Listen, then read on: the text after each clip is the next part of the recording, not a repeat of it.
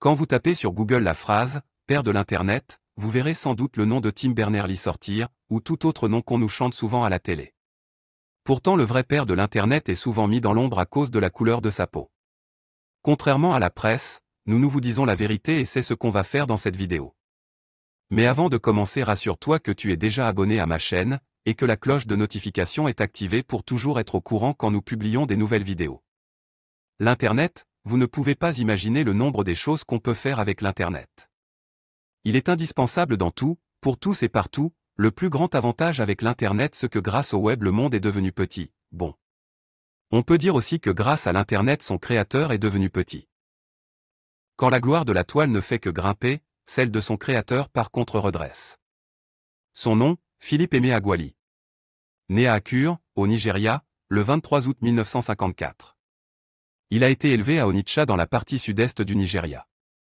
Sa scolarité précoce a été suspendue en 1967 à la suite de la guerre civile nigériane. À 13 ans, il sert dans l'armée du Biafra. Après la guerre, il a obtenu l'équivalence d'études secondaires en autodidacte. Il s'est rendu aux États-Unis pour étudier grâce à une bourse après avoir suivi un cours par correspondance à l'Université de Londres. Il a obtenu un baccalauréat en mathématiques de l'Oregon State University en 1977. Il a ensuite déménagé à Washington DC, recevant en 1986 une maîtrise de l'Université George Washington en génie océanique et maritime, et une deuxième maîtrise en mathématiques appliquées de l'Université du Maryland. Il a travaillé comme ingénieur civil au Bureau of Land Reclamation à Wyoming. Cependant, même pour les études il va connaître des discriminations. Emeagwali a étudié pour un doctorat. Diplôme de l'Université du Michigan de 1987 à 1991. Sa thèse n'a pas été acceptée par un comité d'examinateurs internes et externes et il n'a donc pas obtenu le diplôme. Emeagwali a déposé une contestation judiciaire, déclarant que la décision était une violation de ses droits civils et que l'université l'avait discriminé de plusieurs manières en raison de sa race. La contestation judiciaire a été rejetée, de même qu'un appel devant la Cour d'appel de l'État du Michigan. Il a remporté le prix Gordon Bell 1989 pour le rapport qualité-prix dans les applications informatiques de haute performance, dans un calcul de modélisation de réservoirs de pétrole utilisant une nouvelle formulation et mise en œuvre mathématique. Il sera très connu pour faire des réclamations controversées au sujet de ses réalisations qui sont contestées par la communauté scientifique.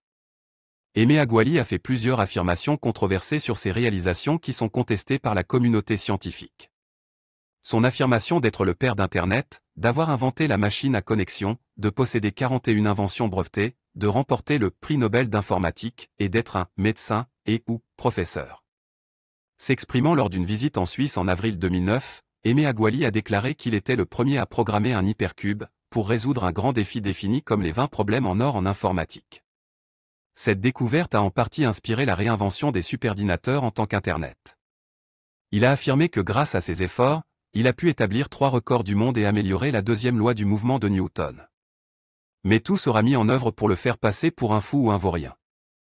Une seule personne va reconnaître ce génie tout fait, cette personne est de loin un scientifique, il s'agit bien sûr de Bill Clinton qui va citer ses résultats dans un discours comme un exemple de ce que les Nigérians vont obtenir si on lui en donnait l'occasion.